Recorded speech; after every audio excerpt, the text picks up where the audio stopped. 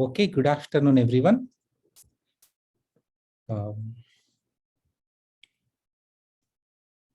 So first of all, see, on every Friday 2 to 5, 3 hours, we have 1 hour of tutorial followed by 2 hours of lab. And usually these sessions are taken by TAs. Once in a while, I come and talk to you. Today, you don't have anything specific planned. I thought I will clarify. I will kind of conclude yesterday's lecture, just couple of and clarify, take any questions that you have. And so the session may not last more than an hour. So maybe by 3 o'clock max, we should be done. But generally speaking, this is a 3-hour session. Okay, this is the first class. So, and also after this class is over, I will send out a form. Please fill that form. That is your homework 0. Think of it as your homework 0. So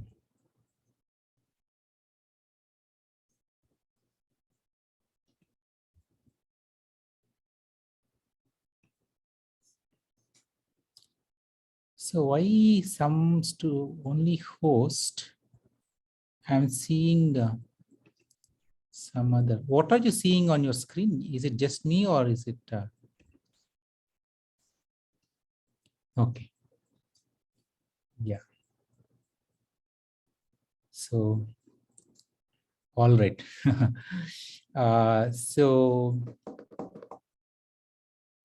Someone asked a question. Yeah, the form link, I will send it to your form, the form link to you via Moodle. eLearn is not yet set up. And yesterday's video lecture, I am yet to upload on YouTube and share it with you. I will do it by today. But did you get the slides, course slides? Okay, good. All right then, so let's get started. As I said, this session is going to be light, and we'll conclude yesterday's lecture in 10-15 minutes.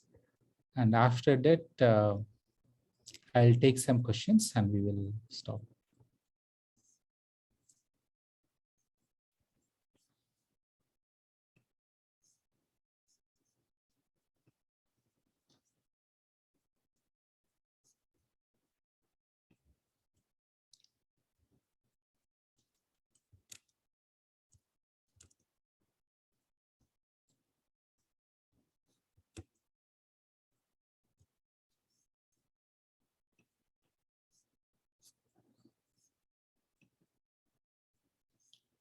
Are you able to see the screen?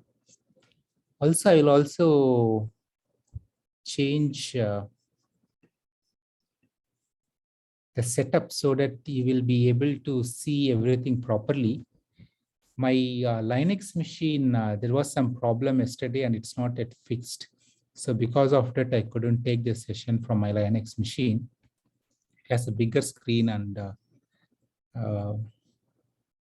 yeah, so it will be from tomorrow onwards. Hopefully it will be better for you.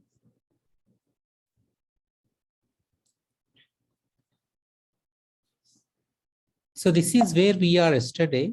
So every computing system I will quickly revise. It consists of hardware and software. Hardware is something which you can actually touch, see, and feel, and software is whatever that runs on the hardware.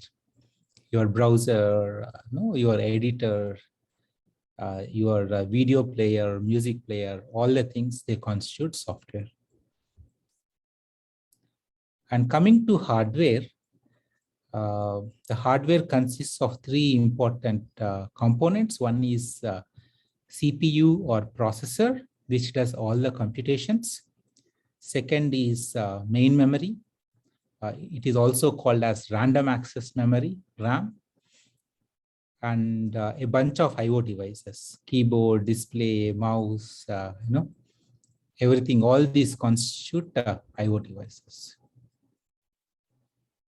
So depending upon the computer, the IO devices may change. Like for example, on your mobile phone, you don't have a keyboard, but you have a touch screen.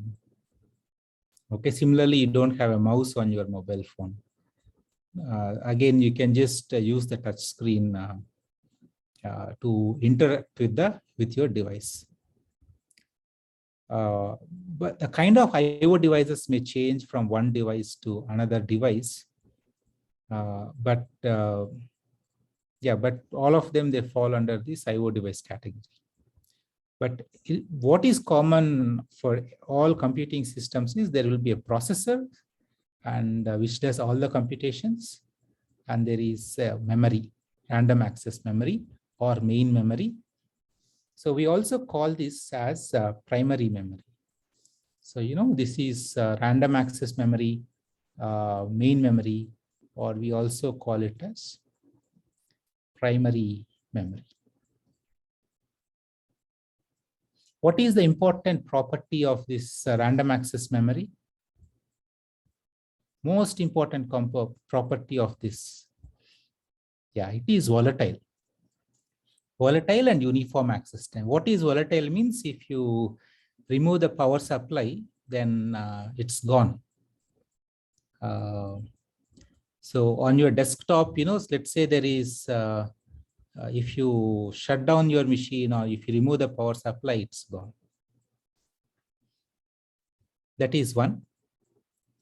And second property is uniform access time. Okay, that we will come in a moment, but volatility is important. Okay, what other properties? There is one more thing, uniform access time. We will talk about it in a moment. Okay, so clear.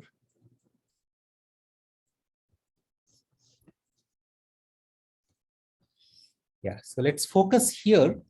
So you are, so you have the CPU, your processor, and you see the bunch of IO devices, and logically, we look at our memory as a linear sequence of bytes.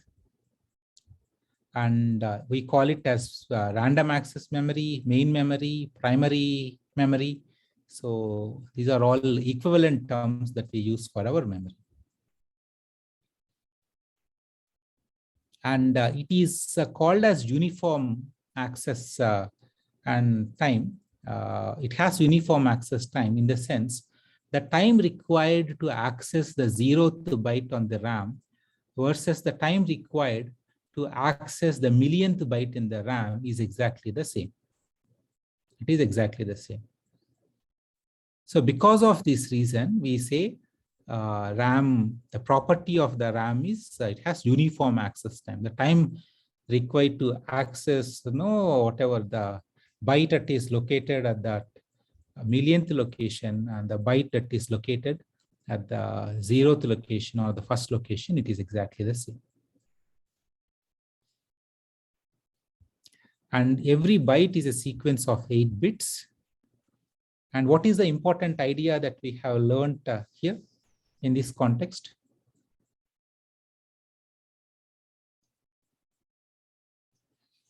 Abstraction. So I once has some interesting question, but I'll hold it and then I'll answer that. So there are one more important, every byte is a collection of bits. Every byte is a collection of bits. So you start with bits. Okay, so every bit means it belongs to 0 or 1. From bits, we compose byte. And from bytes, we compose our memory. And so the notion of abstraction is we really don't care how these bits are represented in the hardware, whether we use transistor circuits, what kind of transistor circuits we use, or or you use capacitors, or we we don't care. We just have this perspective that the fundamental unit of storage or processing is a bit, and that is given to us by the hardware in some fashion. All right. So this idea of abstraction is important. And also, if you look at memory, in the memory also, let's say if you have 16 GB of 32 GB of memory, so that is a logical view of the memory that we have, that this 32 GB is a quick question. 32 GB is how many bytes? 32 GB is how many bytes?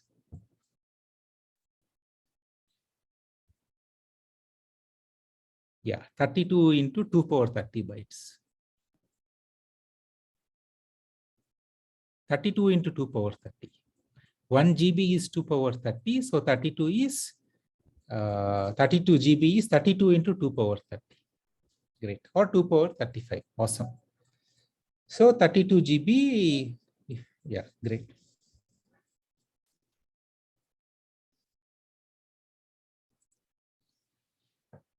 So let's say if we have 32 GB, logically we look at this 32 GB as an array of 2 power 35 bytes. This is 2 power 35 bytes.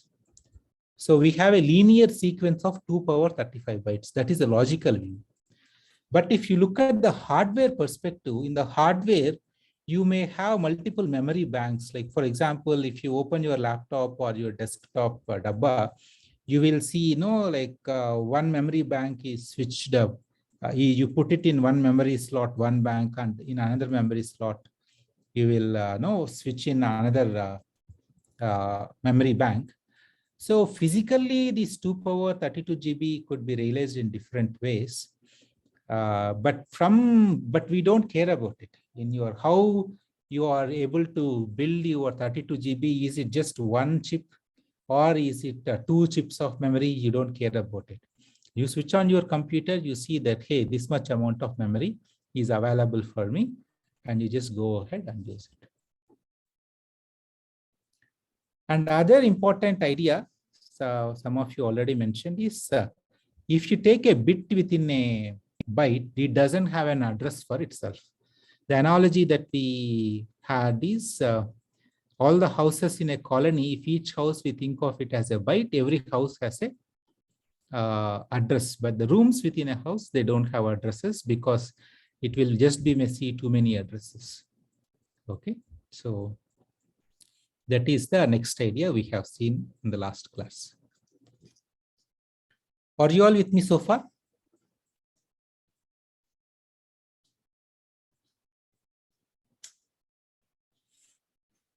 So there is this question, logical means, logically we have 2 power 35 bytes, a sequence of bytes means it's a mathematically speaking, our mathematically we look at it as 0, 1, 2, 3, 4, 5, 6, 7, 8, 9, 10 bytes like that. That's what logical means. But physically means, in physically you can have 2 memory banks, for example. Okay, this is one memory bank 1, this is another memory bank 2. So maybe 16 GB of RAM is present here, 16 GB of RAM is present here. So this is the physical realization of 32 GB of RAM that you have. So this 32 GB is logical. So that 32 GB RAM, this is the logical. And how this is physically realized, there are multiple ways of doing it. Okay, so this is the difference between logical versus physical.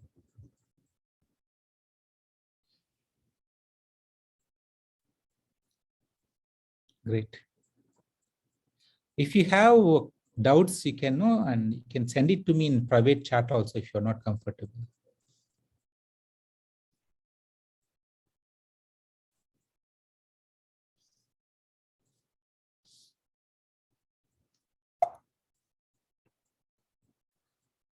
And so the question, there is this question on logical versus physical. So maybe to explain it much more easily, 10, you can know. Let's say you want to count till 10. Okay. So there are, so you want to count till 10. Okay, 0 to 10.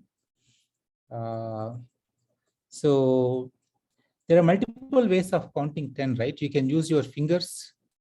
This is a physical way of counting 0, 1, 2, 3, 4, 5, 6, 7, 8, 9, 10. Or you can use stones to count, or you can use apples to count.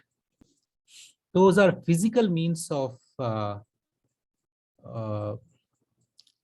counting from 0 to 10. Okay. Or like, for example, as I said, let's say if your system has 16 GB, 32 GB RAM, this is the example. So 32 GB, maybe let me use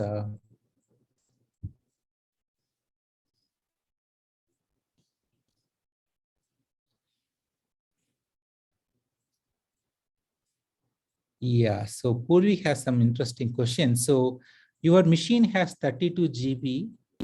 We will take this, so we have a lot of time today, so we'll take it slow. And I would like to clarify these ideas for you. So 32 GB main memory or main memory RAM. So from a programmer perspective, all you have is a sequence of bytes starting from 0 till 2 power 35 minus 1. Since we are counting from 0, so 0 till 2 power 35 minus 1. So this is the view. You don't, but how it is realized, how this is realized underneath, okay, you can use two 16 GB modules physically.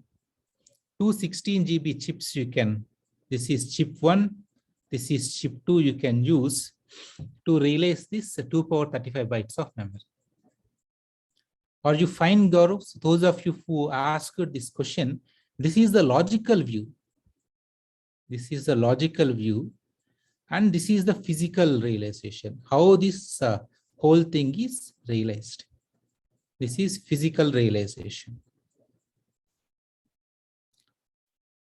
Or if you want to, yeah, like for example, Maharnav has interesting things. So DDR, let's maybe I'll, so like for example, if you go online and Amazon and search for 16 GB RAM or 32 GB RAM, you will get stuff from different companies. Okay, each company may kind of realize these RAMs in a slightly different way using a different technology. But the end view the programmer gets is that he just has a sequence of 2 power 35 bytes.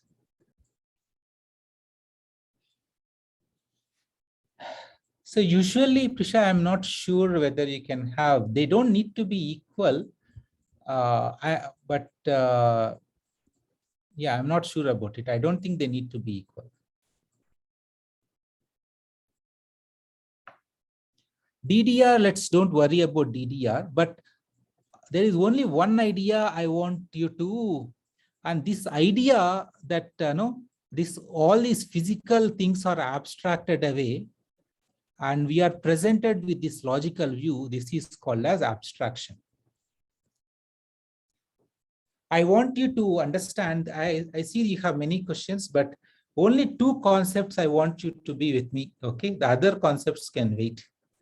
First idea is the idea of physical versus logical.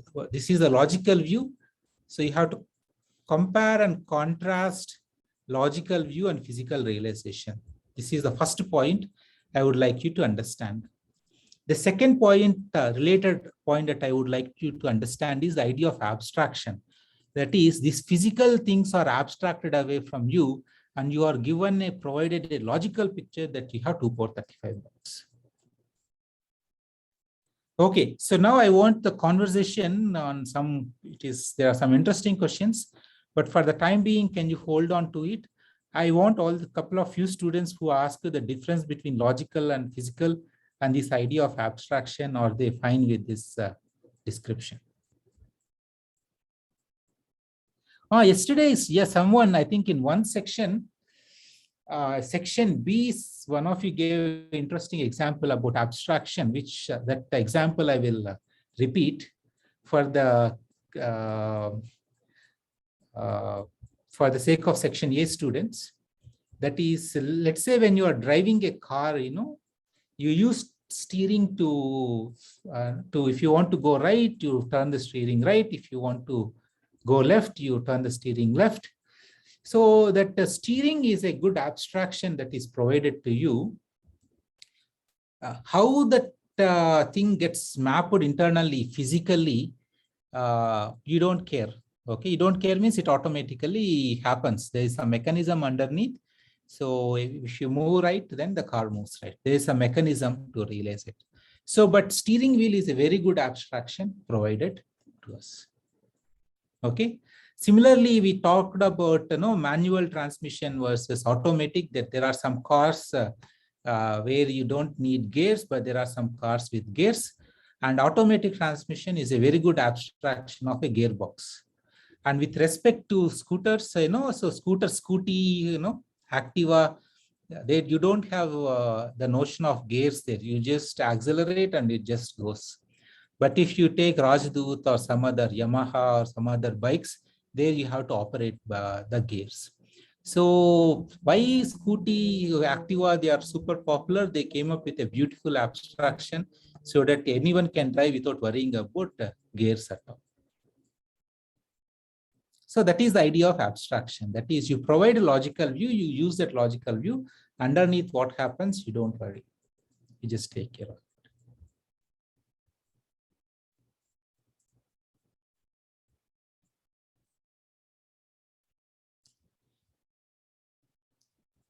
So why is RAM memory always a multiple of 2? We will see. Tejas, good question.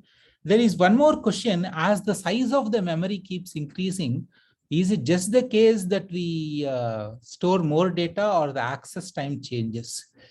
Strictly speaking, what happens is as the memory size increases, it can have an impact on the access time also. But we will hold that question for a while. Yeah.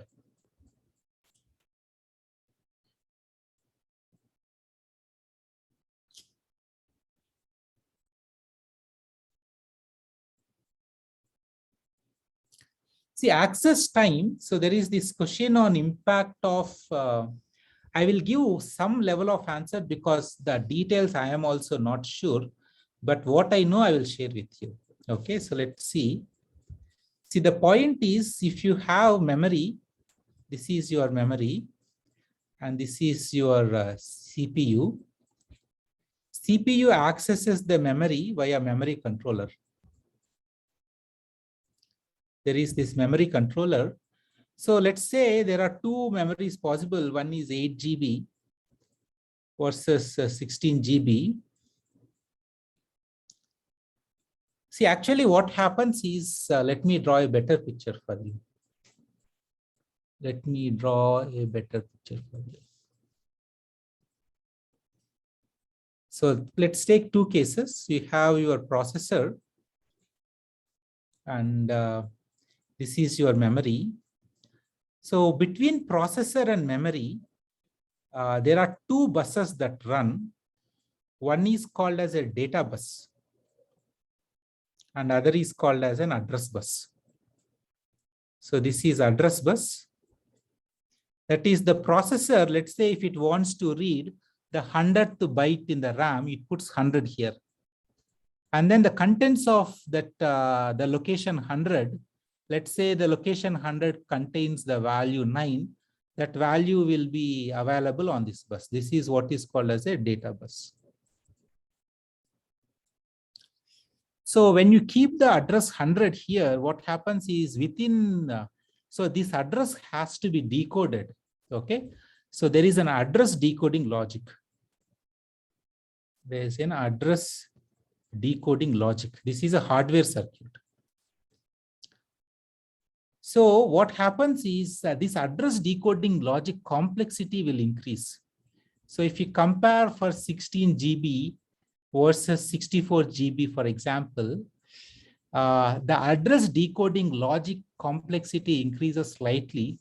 Because of that, the delay in accessing, let's say, in the case of 16 GB RAM, if it takes maybe 1 nanosecond to access a byte of memory, in the case of 64 GB RAM, it may take slightly more time. I'm giving a simplified picture, but the point is, so when the size of the memory increases, the complexity of the address decoding logic increases. Because of that, the delays could increase.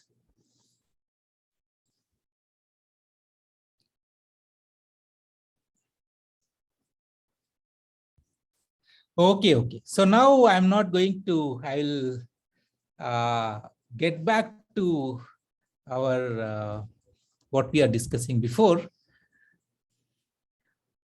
So those of you who are watching the chat box, I know there are interesting questions. If you are not able to understand the questions, don't worry, just follow what I'm saying, okay?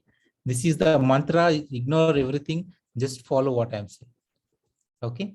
Are you all with me, everyone? Rohan, I'll take questions later. You're all with me? Yeah, so if you're not able to, no, don't feel nervous. No, there are many discussions. So please stay put. Okay, be happy, enjoy.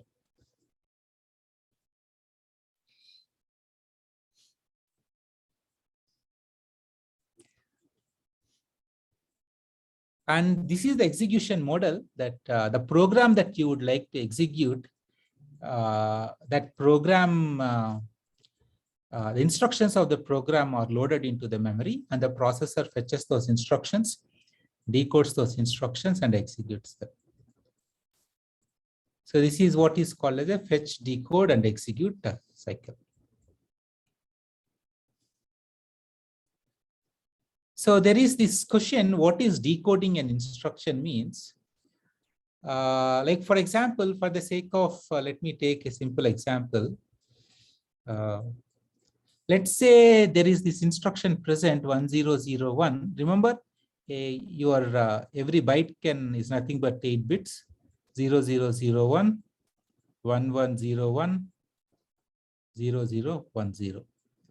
Let's say the instructions are encoded in such a way so that the first 4 bytes, 4 bits, they tell you what is the operation. Okay. So this could mean 1011 means it could be an add operation. 1101 means it could be a multiply operation. So this is what decoding means, that the processor looks at 1001 and it figures out it has to do an add operation, and it executes the add operation in step 3. And it looks at 1101 and it sees it's a multiply operation, and it executes the multiply operation in step 3. That's all. That is called as decoding.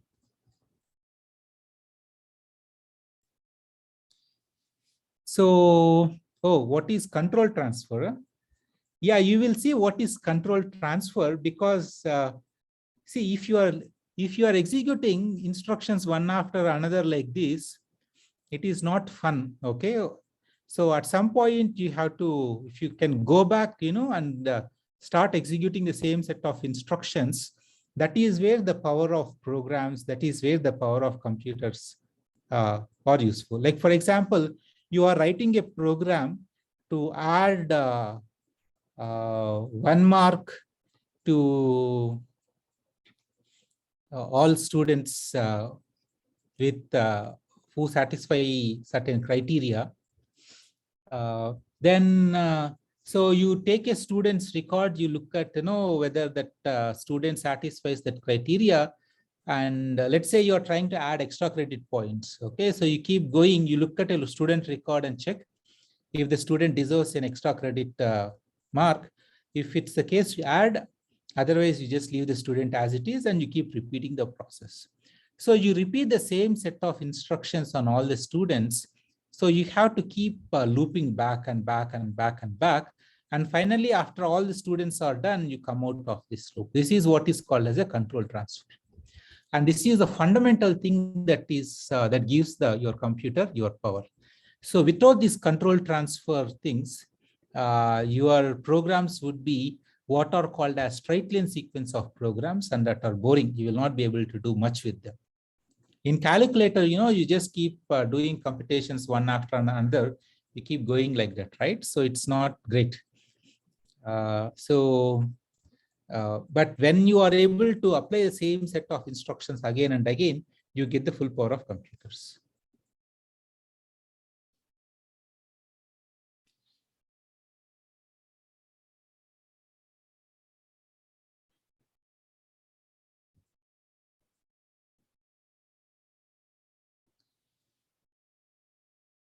What if control transfer is not there in computer, in the calculator?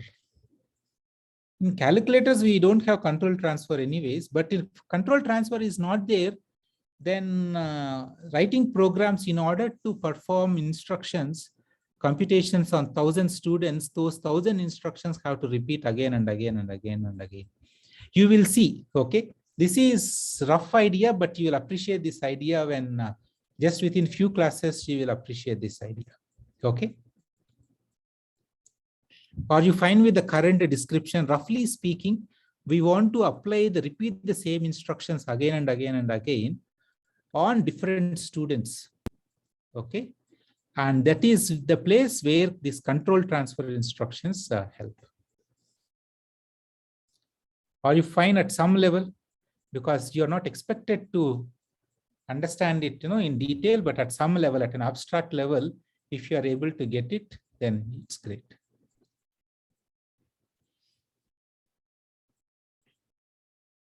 Okay. Nice.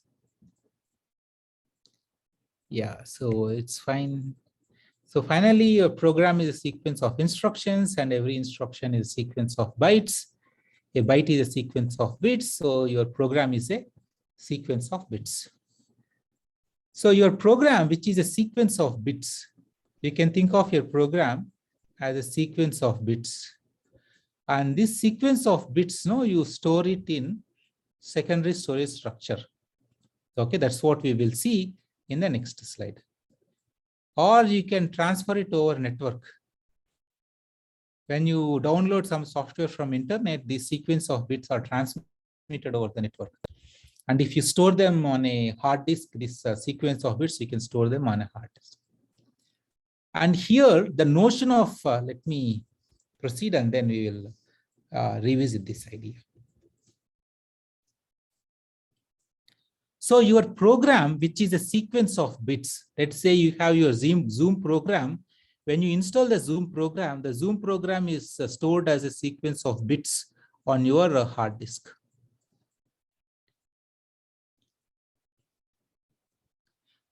And so just you install a Zoom program doesn't mean you are running this program. When you double click when you invoke the Zoom program, then the instructions of the Zoom program will be loaded into the memory, and the instructions will be executed one after another by the CPU. Here, the notion of abstraction plays a very interesting thing. The zeros and ones of your program, when they are stored on the hard disk, the technology used to realize the storage for these bits, it is either magnetic disks or magnetic disk or some solid state, some technology based on solid state physics. So there, the technology permits, even when power supply is removed, the bits are still stored. Okay, they are not erased. But whereas the same bits, when you store in the memory, the technology used to realize to store these bits in the primary memory is different. And there, when you remove the power supply, the bits are gone. So again, this idea of abstraction comes into picture, that the same data, it can be the same bits can be stored in different ways. And one particular way of storage gives the property of non-volatility. That is, even after power supply is removed, those bits are still retained. And if you use some other technology, the bits are lost when we remove the power supply. So same thing. So the same bits, you use some magnetic disk technology or some kind of encoding and some other kind of encoding which is using transistors. Each zeros and ones, they are stored using magnetic disk using transistors. So this is volatile and this is non-volatile. And similarly, one more way, like for example, if you look at DVDs or CD-ROM, okay, the technology used to store these zeros and ones is different there. But from a programmer's perspective, we just worry about zeros and ones, but different ways of storage have different properties. And when you store it on this hard disks, while the bits are non-volatile, that is, they don't get erased, but the access time is non-uniform. Okay, so depending upon a variety of factors, the time required to access a byte changes. So I want you to appreciate 2 points here, this idea of abstraction and coming into play again. And number 2 is in order for you to execute a program, the instructions of the program have to be loaded into the memory, because your CPU only talks with the memory. It doesn't talk with your hard disk or secondary storage structure.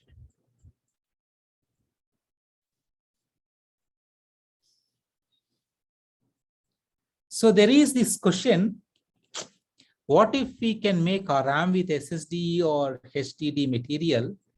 You cannot make RAM with, Ryan has this good question. So you cannot there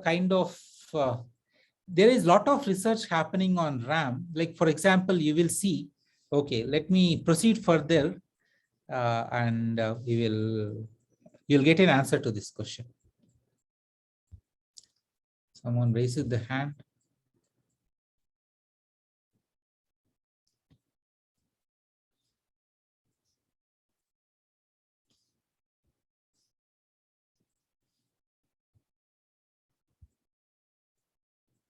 Yeah, I want you to pay attention to this one. It kind of gives answers to some of your questions being raised. So in order to execute a program, you are facing the first chicken and egg problem in computer science. Okay. The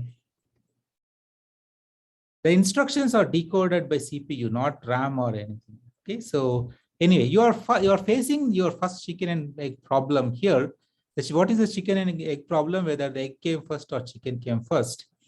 So here, if you see, in order for you to be able to execute a program, the instructions of the program should be present in the RAM, but someone should transfer those instructions of the program from the hard disk to the memory, but someone should have loaded that program to start with in the memory. So who loads that program that is loading the other program? So let's say now Zoom is loaded by some program. The question is this. Okay, so you invoked Zoom program. So there is Zoom. So you started Zoom. So in order for you to be able to execute Zoom, some other program, P0 should have loaded the instructions of Zoom from hard disk to the memory. But for the program P0 to execute, P0 should have been in the memory. So someone should have loaded P0. Let's call it as P1, but someone should have loaded P1. So some other program P2 should be there, so on and so forth. You see the problem here? Are you able to understand the problem here?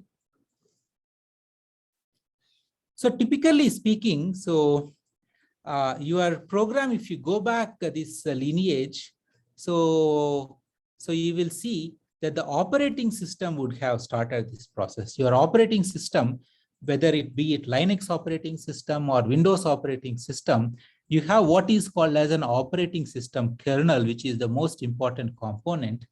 So your operating system kernel would have loaded the instructions of the program. So when you double click on Zoom, the operating system kernel will load the instructions of the program from the hard disk to memory. But then the question is, who loaded the operating system? Okay, how did the operating system is also on the hard disk? Who loaded the operating system? The answer to this question is there is a small chunk of memory in your memory, small special space in your memory. This is called as BIOS, Basic Input Output System, and this is physically it is realized using non-volatile flash memory. That is, it's not erased. Okay, so even after power supply is off, the contents of flash memory still remain the same. Before the flash memory technology came, your BIOS is stored on a physical structure called as read-only memory. It is using read-only memory. So what happens is when you switch on your system, your BIOS takes over, and BIOS is already present in your flash memory or ROM, and then it loads your operating system kernel, be it Linux or whatever it is. It loads the operating system kernel into the memory and then transfers control to the operating system kernel, and the kernel will do the rest of the stuff. Are you happy here? Or do you understand? Do you understand the thought process, right? So the thought process is when your program is loaded by the operating system kernel. So your program is loaded by OS. There is a component called as a loader. So be it Linux or Windows, whatever. There is a special component called as loader, which loads the programs. And who loads the operating system kernel? The operating system kernel is loaded by BIOS. And BIOS need not be loaded because BIOS is present in flash RAM or ROM. So because of that, you don't need to load BIOS.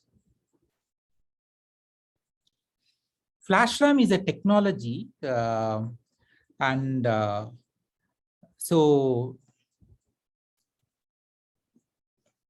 flash RAM is a technology where after you remove the power supply also, whatever the data that you have written there, it still remains there.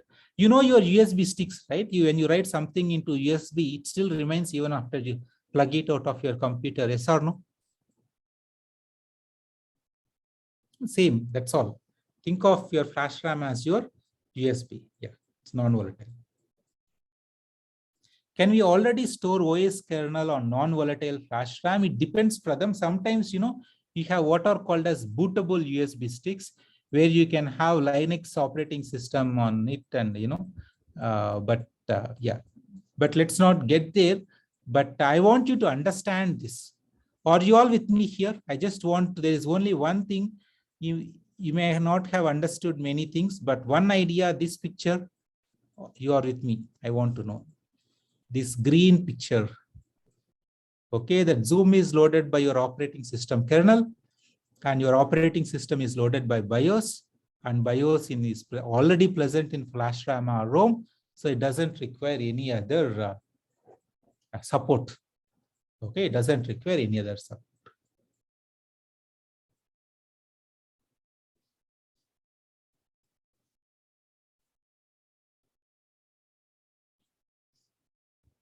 Okay, I am moving on. I just want to see.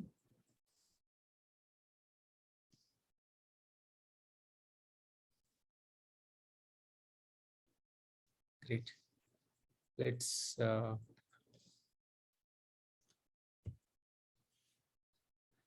So to give a summary, so your a computing system consists of hardware and software, and your software can be divided into two parts: system software and application software. And important components of the system software are your operating system kernel, compilers, libraries, etc. And then on the top of this, you have your application software setting. This is the summary picture. And if you look at this picture, so this is what you are seeing on the top right-hand side. It is a motherboard using which you can integrate different components in your system. Like for example,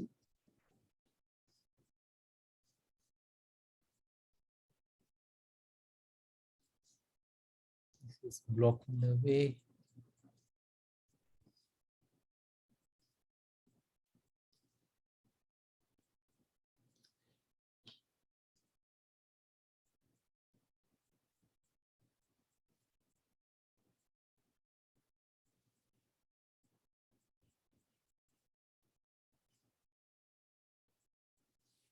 Okay. Anyway, so here, what I would like you to just follow the cursor here. You can see on your motherboard, there is a socket for CPU. The CPU, the chip that you are seeing on the top left side, we go and plug that CPU in there. And then you see here, there are two slots, these are PCI slots, and you can see two slots for memory. Okay, let me use. So this is CPU. This is the place where the CPU goes and sits. And you can see here, there are a couple of lines. So you can plug your main memory. So the sticks here, like for example, if you have a 16 GB stick, and if you plug in two 16 GB sticks, then you'll have 32 GB RAM capacity. And then your hard disk HDD drive is connected to the motherboard via, you will see some IDE. Yeah, so PCI, IO panels. Yeah, somewhere you will get to IDE connector. So you see the IDE connector. So you take this wire. So this wire is connected somewhere here. One side, on the other side goes and gets connected here. And that is how we use the motherboard to put all the components together. That's how you get your desktops or your laptops. In laptops, this integration is very tight in order to get that form factor. All right. Okay. So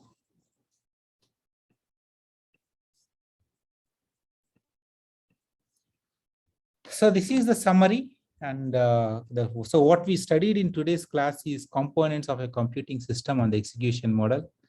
And so the questions, the form that I'm going to send today is essentially ask these questions about what is the processor, what is the size of the main memory, what is the type of secondary storage. These questions I'll ask. You just have to fill up that form with those details. That's the plan. You'll get it by today, that form. And then the reading assignment on laptop buying guide, I already gave yesterday. And the two videos, these two videos you try to watch so that you'll get some sense about what is BIOS. And there is something called as UEFI, which is an alternative to BIOS, which is the latest development. So watch and try to understand as much as you can. And so that is it for today. How is the reading exercise? Is it interesting for you?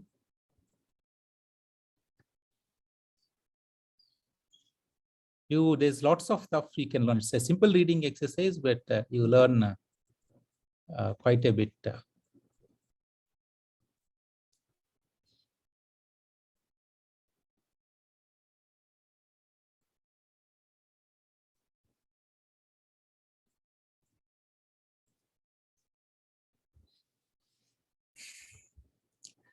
So, okay, so this is, so my next set of things, there are some questions before I take the next set of things. I would like you to all have on your system, just give me 1 minute.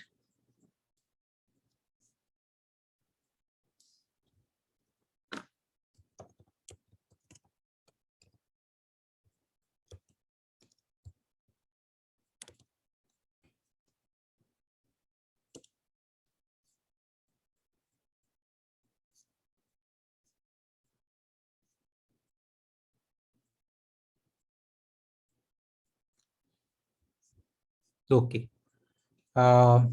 So yeah, let me do one thing. I'll use my. So I want all of you to have by this weekend, you should have on your system, you should have operating system. The first preferred operating system is Linux. The second one is, yeah, Mac you don't have, no? So those of you, some of you would have already bought. So this is anyway. So this is the first preference. The reason is we can still manage the course with Windows operating system, but from next semester onwards, you will be forced to use Linux because pretty much all assignments, everything depends on Linux. Is based on the Linux system. For this semester, if you are using Windows and you can use Cygwin. Cygwin looks like pretty much like Linux, Cygwin, or Ming W or something like that is there. Ming, let me see.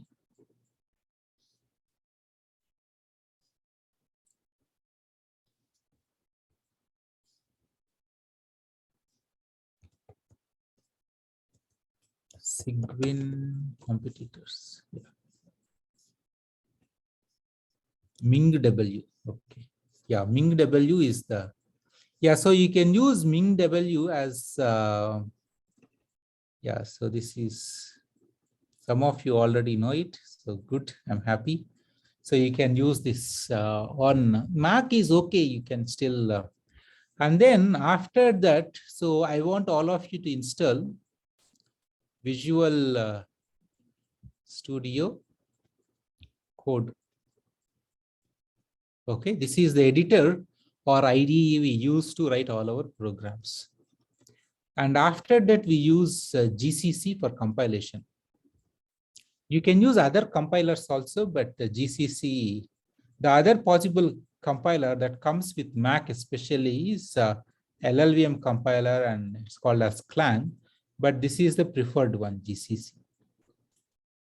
So this setup, and if possible, and run this hello world program if in your textbook, or I will show you. If this last one is optional, maybe in the next class I will show you this. So if all these things are set up on your system, in the next class, I will show you how to write a small program, compile it, and execute it. This whole setup should be ready because you'll start getting assignments from next week onwards. Okay.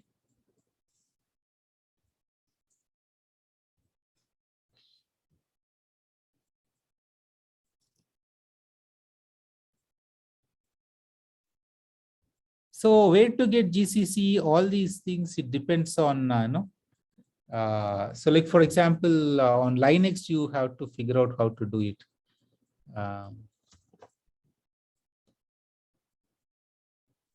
GCC from terminal. Okay.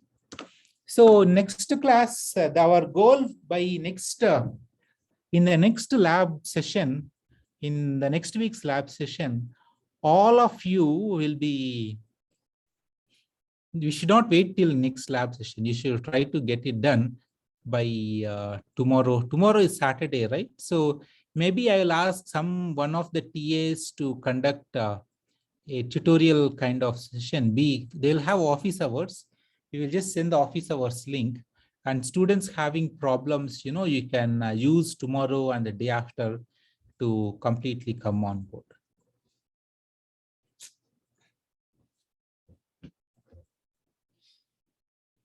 Latest version of GCC is better.